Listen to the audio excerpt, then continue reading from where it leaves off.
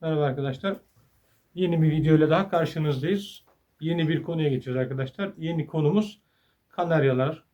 Kanaryaların ne yiyeceği, nasıl yaşam süreceği, banyo nasıl yaptırılacağı, nasıl yavrulatılacağı, nasıl bir kafeste bakılacağı, nasıl ortamda bakılacağı, ortamların nasıl olacağı videoların yenilerine başlayacağız arkadaşlar. Artık konumuz kanarya, muhabbet kuşu ve papağandan sonra kanaryaya geçtik arkadaşlar.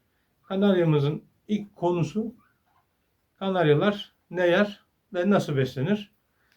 Budur arkadaşlar.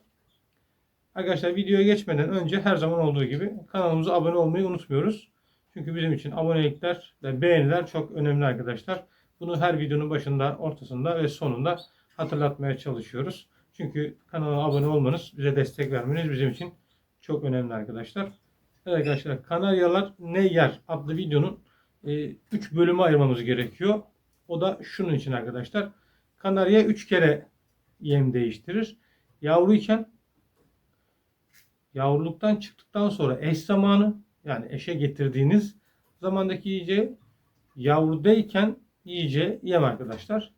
Bu şekilde ayırmanız gerekiyor. Çünkü yavrusu varken bir kuşa eğer kenevir tohumu, nijer bunları verirseniz hayvanınız tekrardan eşe gelebilir ve otomatik olarak hayvanı yavrusuna bakmayabilir arkadaşlar. Bizim size tavsiye edeceğimiz hayvanın nasıl yem yemesi. Bunu anlayabileceğiniz şekilde, en kolay şekilde anlatıp sizi de yönlendirmeye çalışacağız. Zaten bunu anlattığımızda kendi hayvanınıza göre hareket edebilirsiniz. Örnek veriyoruz. Önce yavrudan başlıyoruz. Elinizde yavru bir kanarya var arkadaşlar. Ne yapmamız gerekiyor? Nasıl bir yem vermemiz gerekiyor? Arkadaşlar normalde kanaryanın yavrusunun da yetişkinin de eşteki kanaryanın da yemi asburdur arkadaşlar.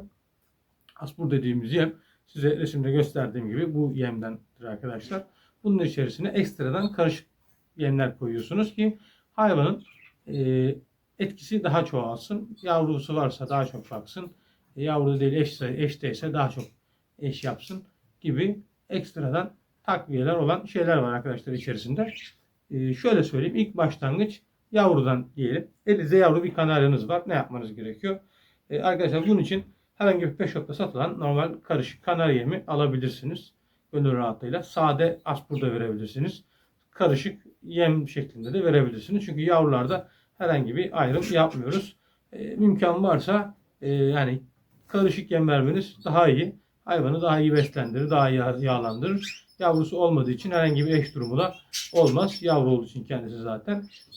Kanarya yemin, karışık kanarya yeminin haricinde hayvana ne verebilirsiniz? Yavruyken kesinlikle ve kesinlikle az dahi olsa arkadaşlar haşlanmış yumurtayla mama yapmanızı tavsiye ederim. Mama dediğiniz hazır mamalar da olabilir.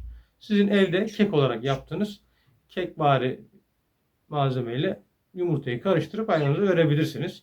Bunun haricinde petibör bisküviyle karıştırıp mama yapabilirsiniz. Bebe bisküvisiyle karıştırıp mama yapabilirsiniz. Ama kesinlikle hayvanınıza yumurta maması yavruyken kesinlikle verin. Çünkü kanaryalar yavruyken çok fazla mama tüketimi yapmak isterler. Normal kuru yemle çok fazla idare edemeyebilirler arkadaşlar. Benim size tavsiyem bu. Kesinlikle kanaryanıza mama ile besleyin arkadaşlar. İkinci olarak da elinizde genç bir kuşunuz var. Daha yeni eş yapmamışsınız. Veyahut da eş yapmışsınız ama yavrusu yok. Yavru almışsınız, yavrusu yok. O zaman arkadaşlar gene karışık, yani normal pet shop'lara satılan karışık kanarya yemi verebilirsiniz arkadaşlar. Eğer tüyde değilse hayvanınız, yani eşi hazırlıyorsanız karışık yem verebilirsiniz. Bunun haricinde arkadaşlar en fazla 3 günde bir, yani 3 günü geçmeyecek şekilde yine aynı şekil mama yapabilirsiniz. Yumurta maması. Bunu verebilirsiniz kanaryanıza. İşte dediğim gibi petibör bisküvi, bebe bisküvisi, irmik. Yani bunu ilave olarak aklımıza geldikçe size hatırlatma babında. Yani ekstradan içine bunlardan katabilirsiniz arkadaşlar. Ya da normal bildiğiniz kekle de karışım yapabilirsiniz. Ama kesinlikle yumurta mamasını verin. Yetişkin hayvanınıza da. Yani yavrusu olsun olmasın, yavru olsun olmasın kesinlikle kanarya mama vermeyi tercih edin. Onun haricinde arkadaşlar hayvanınıza ne verebilirsiniz? Saldırı verebilirsiniz arkadaşlar. Yetişkin bir erkek veya yetişkin bir kanaryanız varsa bunu verebilirsiniz. Eğer yetişkin yavrusu olmayan bir kuşunuz var, kanaryanız. Dişi ise Normal karışık yemle besledikten sonra bunun haricinde yeşillik tarzında örnek veriyorum, maydanoz, e, kenevir, yani yeşillik olarak pazarda normal bulunan birçok yiyeceği de hayvanınıza verebilirsiniz. Erkek olarak ise arkadaşlar verebileceğiniz yeşillik olarak nane verebilirsiniz. Kekik verebilirsiniz arkadaşlar. Nane yine keza vermenizi tavsiye ederim. Çünkü nane erkek bir kanaryeyi ötüşünü sağlayacaktır. Yetişkin erkeklerin ötmesini istiyorsanız arkadaşlar yemin içine kesinlikle ve kesinlikle kenevir ve nijer tohumu ekletmeniz gerekiyor. Eğer aldığınız yerde pet shop'ta eğer karışık yemin içinde kenevir yoksa ilaveten kenevir alıp bunun içine ekletebilirsiniz. Çünkü kenevir hem kanaryanızı yağlandırır hem daha iyi şekilde ötmesini sağlayabilir. Hayvanınızın yağlanması da otomatik olarak hayvanın daha sağlıklı olmasını sebep gösterir arkadaşlar. Bunun haricinde yetişkin erkek veya dişi kanaryalarınız arkadaşlar çok az olacak şekilde incir verebilirsiniz. Yani incirleri severler incir sezonunda. Kışın havuç da yiyebilir arkadaşlar. Yani kanaryalarda muhabbet kuşları gibi, papağanlar gibi herhangi meyve ve sebzeleri ayırt etmezler. Çoğunlukla yemeği severler arkadaşlar. Peki ekseriyette çok sevdikleri şeyler var mıdır? Tabii ki arkadaşlar. Yani siz küçükken neye alıştırırsanız hayvanınız ona devamlı takip ederler. Benim tavsiyem yeşillikten daha çok tabii ki hayvanınıza yumurta vermeniz. Çünkü kanaryaların proteine çok ihtiyacı var. Protein anlamında eğer yumurta veriyorsunuz arkadaşlar diğerlerini ödül olarak da verebilirsiniz. Peki kanaryalar yeşillik yemeli midir? Evet, karalahana olabilir, ıspanak olabilir, pazı olabilir. Bunları verebilirsiniz. Brokoli olabilir. Bunları verebilirsiniz. Haşlanmış mısır olabilir. Bunları verebilirsiniz arkadaşlar. Hayvanınız yiyecektir. Kanarya da otomatik olarak diğer kuşlar gibi kendisi de yiyecektir arkadaşlar. Ve arkadaşlar üçüncü seçenek olarak da elinizde yavrusu olan bir kuşunuz var.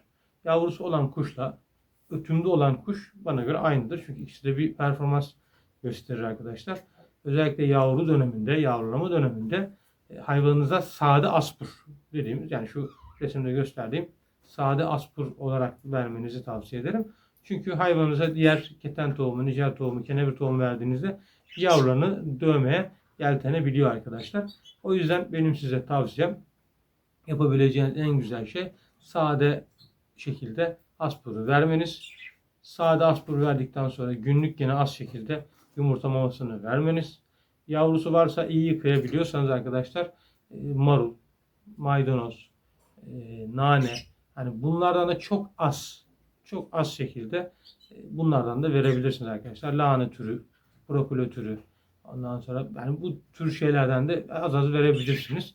Tabii yavrusu varken çok fazla vermeyin. Çünkü ishal yapabilir hayvanlarınızı. Ama dediğim gibi kesinlikle ve kesinlikle yumurta mamasını vermeniz önemli arkadaşlar. Çünkü yavruyu verdiğinizde hayvanınız baya sıkıntı yaşayacaktır. Önemli bir husus arkadaşlar. Hani hayvanınızı yağlandırdığınız gibi kafesinizin büyük olması gerekiyor. Çünkü kafesiniz büyük olmadığı zaman hayvanınız farklı işlemlere de girebiliyorlar arkadaşlar. O yüzden hayvanınızı beslerken yeminizin tazeliğine, hayvanınıza vereceğiniz malzemenin ilaçsız olmasına, özellikle sebzelerde ve meyvelerde ilaçsız şekilde olmasına dikkat edin arkadaşlar. Hayvanınızı hastalandırmayın. Çünkü hastalandığı zaman kolay kolay mücadele edemiyorsunuz. Çünkü bir ortamı sağlamanız gerekiyor. Onun için hayvanınızın yem seçeceğiniz konuda çok dikkat etmeniz gerekiyor. Aldığınız yerden genelde kapalı paket almaya çalışın. Çünkü kapalı paketler daha tozsuz olur arkadaşlar. Açıklar biraz daha tozlu olurlar. Eğer yeminizin tozundan şüpheniz varsa benim size tavsiyem, yeminizi yıkama şansınız varsa yeminizi yıkayın ve bir havlu üzerine serin, güneşe kurutun. Ondan sonra onu kavanoza alın arkadaşlar. Hayvanınıza hem temiz, tozsuz yem vermiş olursunuz.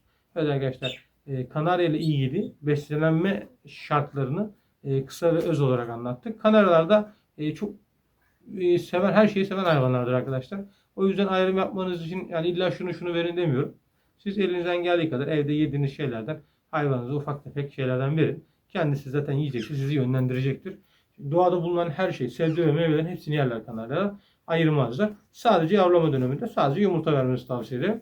Çünkü diğer türlü diğer şeyler hayvanlarınızı ishal edebilir arkadaşlar. Evet, bir videonun daha sonuna geldik. Bizleri izlediğiniz için teşekkür ederiz. Videoyu bitirmeden önce arkadaşlar kanalımıza abone olmayı, videoyu beğenmeyi, mümkünse yorum atmayı unutmayalım. Hoşça kalın.